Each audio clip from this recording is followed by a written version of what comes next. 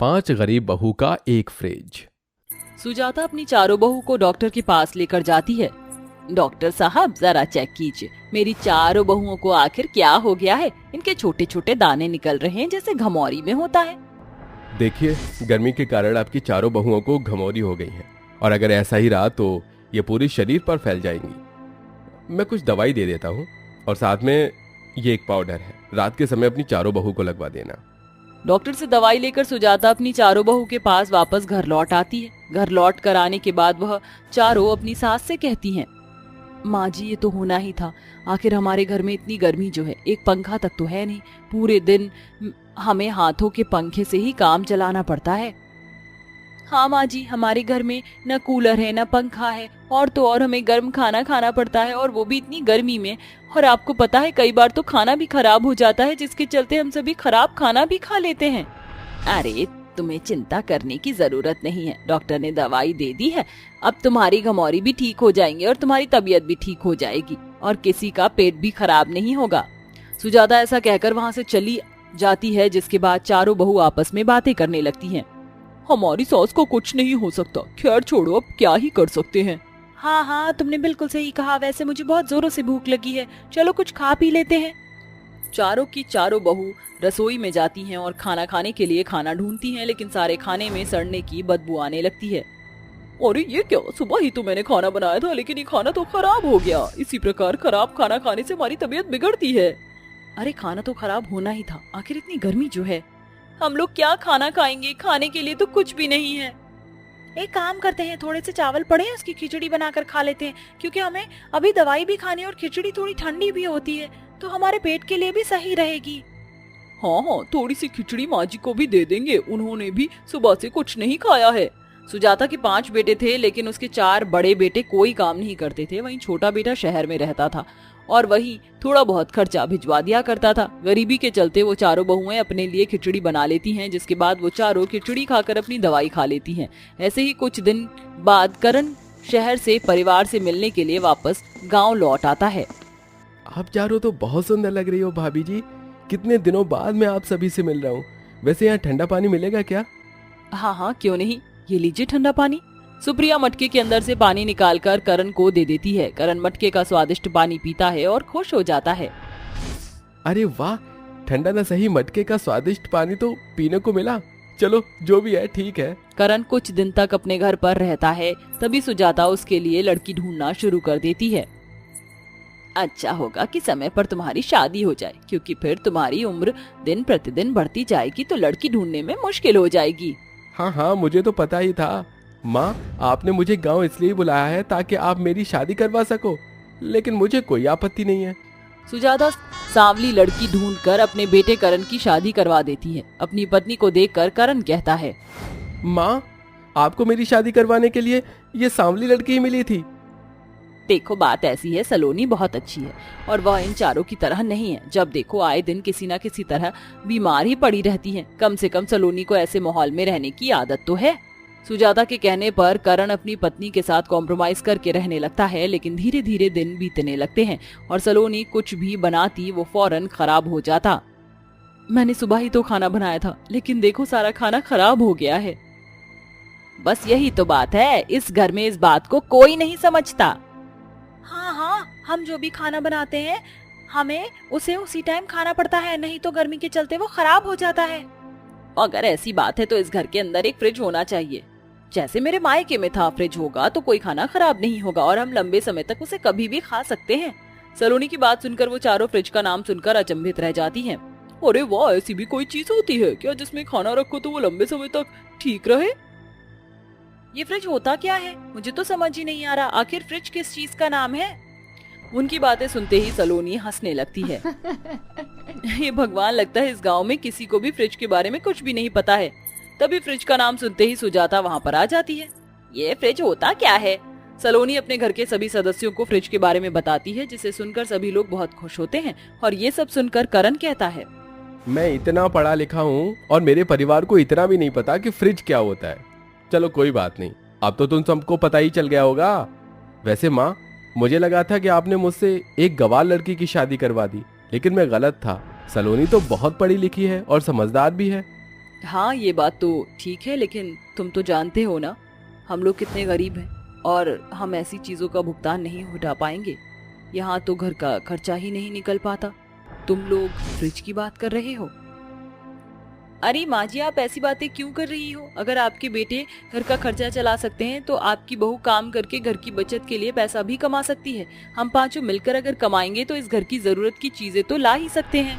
सुजाता और घर के बाकी सदस्य उसकी बात पर सहमत हो जाते हैं, जिसके चलते सलोनी अपनी चारों गोरी जेठानियों को अपने साथ एक सिलाई मशीन की कंपनी में लगवा देती है, जहाँ पर वो पांचों मिलकर खूब मेहनत करती हैं और पैसा कमाती हैं। देखते ही देखते वो एक फ्रिज के लायक पैसा कमा लेती हैं। कुछ ही समय में वह अपने परिवार में एक बढ़िया सा फ्रिज ले आती हैं। अरे वाह, ये तो गजब ही हो गया। हमारी दुनिया कहाँ से कहाँ पहुँच गई। हमें नहीं पता था कि हमारा इंडिया तरक्की पर इतना आगे निकल गया। जरा देखो तो सही, इस फ्रिज के अंदर से कितनी ठंडी ठंडी हवा आ रही है। तभी सलोनी फ्रिज के अंदर से ठंडे पानी की बोतल निकालती है और अपनी सासू माँ को पानी देती है, जिसे पीते ही सुजाता को आनंद आ जाता है। इतना स्वादिष्ट पानी लग रहा है, पूरा शरीर अंदर से ठंडा ठंडा हो गया। बस इसी चीज की कमी थी कि हमारी जिंदगी में। अब तो ना हमारा खाना खराब होगा, ना ही खाना बर्बाद होगा, ऊपर से हमें ठंडा पानी भी पीने को मिलेगा। आखिर अब हमारे घर में एक बढ़िया फ्रिज जो है। इस फ्रिज ने तो हमारे घर की सुंदरता को चार चांद लगा दिए। अब तुम लोग ही ठंडा पानी पियोगे या हमें भी पिलाओगे? सलोनी अपनी जेठानी की बात सुनते ही एक एक करके सभी को ठंडा पानी मिलाती है, जिसे पीकर सबको बहुत खुशी मिलती है। ऐसे ही वो फ्रिज में अब अपना सारा खाना बचा हुआ रख देते हैं और उसे बाद में खा लेते हैं। वहीं दूसरी तरफ पांचों बहू मिलकर मेहनत करती हैं और घर में पंखा और कूलर भी लगा लेती हैं, जिससे वो पांचों गर्मी से भी बच जाती हैं। हेमा एक गरीब औरत थी। उसके परिवार में उसका पति, एक बेटा, एक बेटी, उसकी बहू और छोटी बच्ची पिंकी थी। उन सभी का जीवन मुश्किलों में बीत रहा था। मम्मी, मुझे बहुत जोरों की भूख लगी है, कुछ खाने को दो ना। हाँ भाभी, मुझे भी भूख लग रही है। ओह अच्छा, तो सभी हाथ मुंह धो लीजिए, इतने में खाना निकाल देती हूँ। तभी दिया की सास बोल पड़ी। बहू, आज तो घर में चूल्हा भी नहीं जला है। हाँ जानती हूँ मम्मी जी, आज मैंने कुछ भी इसीलिए नहीं बनाया क्योंकि कल के ना बहुत सारे चावल बच रहे हैं, तो आज वही खा लेंगे। अच्छा। पूरा परिवार हाथ धोकर खाने का इंतजार कर रहा था। जैसे ही दिया ने चावल प्लेट में निकाले। अरे नहीं, क्या हुआ बहू? माँ जी, ये चावल तो खराब हो गए हैं, अब ये खाने लायक नहीं है। इनमें से तो बहुत गंदी बदबू आ रही है। बहू, तू इन्हें बाहर डाला, चिड़िया सब चुग जाएंगी। दिया बाहर गई और सारे चावलों को पंछियों के लिए रखाई। लेकिन सवाल ये था कि अब वो गरीब परिवार वाले क्या खाते।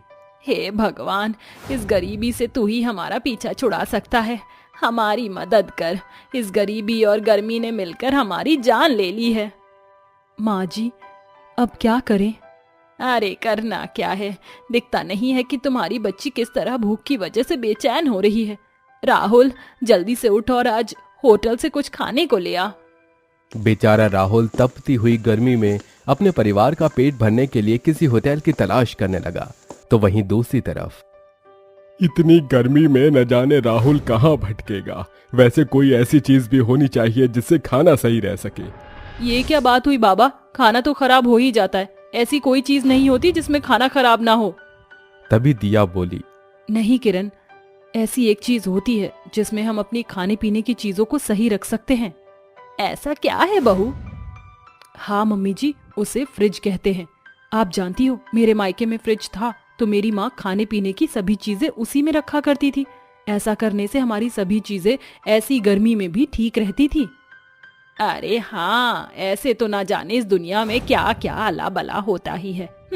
ऐसी चीजें हमारे किसी भी काम की नहीं है। तभी राहुल बाहर से खाना लेकर आ गया। वो पूरा पसीने में नहाया हुआ था।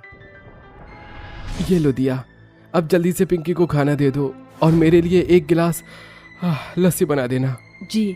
दिया ने सभी घर वालों को खाना खिलाया और जैसे ही वो लस्सी बनाने के लिए गई, अरे नहीं, अब क्या हुआ बहू रानी? मम्मी जी, सारा का सारा दूध बैठ गया है। हे भगवान, ये गर्मी तो हमारी सारी चीजों को निगल रही है। दूध तो पहले ही इतना महंगा हो रहा है, कैसे कैसे तो हम लोग अपने खाने पीने की चीजों का इंतजाम करते हैं। मम्मी जी, मुझे तो लगता है कि हमें भी अब एक फ्रिज ले ही लेना चाहिए। अरे नहीं नहीं, बिल्कुल नहीं, ये तो बस 2-4 दिन की गर्मी है, फिर सर्दियां आ जाएंगी और सब कुछ ठीक हो जाएगा। हेमा ने इसी तरह से अपनी बहू की बात को खत्म कर दिया, क्योंकि वो जानती थी कि इतनी गरीबी में उनके लिए फ्रिज जैसी चीज खरीदना नामुमकिन था। इसी तरह से दिन बीत रहे थे। गर्मी भी अपनी चरम सीमा पर थी और रोज ही हेमा के घर की कोई भी खानी पीनी चीज खराब हो जाती। माँ, मुझे तो लगता है कि अब हमें भी वो जो भाभी बोलती है ना, वो मंगा ही लेना चाहिए, वरना ये गर्मी हमें खा जाएगी। हाँ बेटी, तू सही कह रही है, लेकिन उसका इस घर में आना आसान नहीं। तेरे बाबा और भाई बस इतना कमाते हैं कि जिससे हमारा पेट भर जाए और छोटी मोटी जरूरतें पूरी हो जाए। इतनी महंगी चीज को हम कैसे खरीद पाएंगे? तभी दिया के मन में कुछ आया। माँ जी, क्यों ना हम लोग भी कुछ काम कर ले? बहू, हम लोग क्या काम कर सकते हैं? माँ जी, करने वाले को तो काम ही काम है और ना करने वाले को एक बहाना काफी है। आप मुझे एक बार इजाजत दे दो, मैं अपने परिवार की खातिर किसी दूसरे परिवार के काम करने को भी तैयार हूँ। इतनी शदीद गर्मी में बहू तू कहाँ काम करेगी? आप इजाजत तो दो। ठीक है, तू अगर काम करना चाहती ही है तो मैं तुझे नहीं रोकूंगी। फिर क्या था, दिया अगले ही दिन चिलचिलाती हुई धूप में काम की तलाश में निकल गई और कुछ देर ढूंढने पर उसे एक घर में काम वाली बाई की तरह रख लिया गया। भगवान का शुक्र है, कम से कम मुझे कोई काम तो मिला। अब बस मुझे मेहनत करनी है। दिया ने पूरी मेहनत से अपना काम किया और शाम को वो सभी काम खत्म करके घर आ गई। घर में राहुल उसका इंतजार कर रहा था। मैं घर आ गई। क्या हुआ राहुल जी, आप मुझे ऐसे क्यों घूर रहे हो? तुम्हें किसने बोला था काम पर जाने को? हाँ, अरे मैं और बाबा आपके लिए ही तो कमा रहे हैं, तो फिर तुम्हें काम करने की क्या जरूरत है दिया? राहुल जी, मेहनत करने में क्या बुराई है? इस घर का पेट सिर्फ आपके और ससुर जी की वजह से ही पल रहा है, लेकिन सभी जरूरतों की पूर्ति तो आप लोग नहीं कर पाओगे ना। वैसे भी किरण भी अब बड़ी हो रही है, कुछ दिनों बाद इसकी शादी की चिंता भी हमारे ही सिर होगी। तब आप क्या करोगे? मुसीबत के वक्त किसी के आगे हाथ ना फैलाना पड़े, बस इसीलिए मैंने काम करने का फैसला किया है। अपनी बीवी की बात सुनकर राहुल एकदम चुप हो गया, लेकिन तभी किरण बोल पड़ी। भाभी, आप हमारे बारे में कितना सोचती हो? मुझे तो लगा कि आप काम पर सिर्फ एक फ्रिज की जरूरत को पूरा करने के लिए जा रही हो, लेकिन आप तो जो भी हो, मैंने फैसला किया है कि अब से मैं भी आपके साथ काम पर जाऊंगी और अपने हालातों को बदलने में सहारा लगाऊंगी। अगले दिन किरण और दिया दोनों ही काम पर चली गईं और पूरी मेहनत से अपना काम करने लगीं। पूरे महीने काम करके किरण और दिया को उनकी मेहनत की कमाई मिली। देखा किरण, अपनी कमाई को हाथ में पकड़ते हुए एक नया सा जज्बा आ जाता है। सही कहा भाभी, लेकिन हम इन पैसों को यूं ही नहीं उठाएंगे, हमें इन्हें बचा कर रखना होगा ताकि हम इन्हें अपने सुनहरे भविष्य के लिए जोड़ पाएं। दोनों नंद भाभी ने ऐसा ही किया। कुछ पैसे उन्होंने इस्तेमाल किए और बाकी पैसों को गुल्लक में डाल दिया। इसी तरह थोड़े ही दिनों में उनके पास काफी पैसे जुड़ गए। अब एक फ्रिज के लायक पैसे हो चुके हैं। राहुल जी, आप सबसे पहले घर में एक फ्रिज लेकर आइए। हाँ बिल्कुल बिल्कुल। राहुल और दिया दोनों शोरूम से जाकर नया फ्रिज ले आए, जिसे देख घर में सभी बहुत ज्यादा खुश हुए। वाह, क्या रंग, क्या डिजाइन, इससे तो मेरे घर में 4 चांद लग गए। मेरी बहू और बेटी तो लाजवाब हैं। अरे इतने सालों में मैं जिस चीज का आराम अपने बच्चों को नहीं दिखा पाया, वो आज तुमने कर दिखाया मेरी बच्चियों। जुग जुग जियो, जुग जुग जियो। बाबा, ये सब बस भाभी की वजह से हो पाया है, वरना अगर ये काम करने की ना सोचती तो हमें कभी भी इस चीज का नाम भी पता नहीं चलता। अब बस आप लोग मेरी इतनी भी तारीफ मत कीजिए। अरे तुम तो हो ही काबिले तारीफ। सभी घर में बहुत ज्यादा खुश थे। नई फ्रिज का घर में आना एक गरीब परिवार के लिए किसी BMW कार से कम नहीं था। दिया ने अपनी सूझबूझ से फ्रिज का इस्तेमाल दही और मक्खन बनाकर बेचने में किया, जिसकी वजह से कुछ ही दिनों में उनके घर की पैसे की किल्लत भी खत्म हो गई और सभी खुशी खुशी रहने लगे।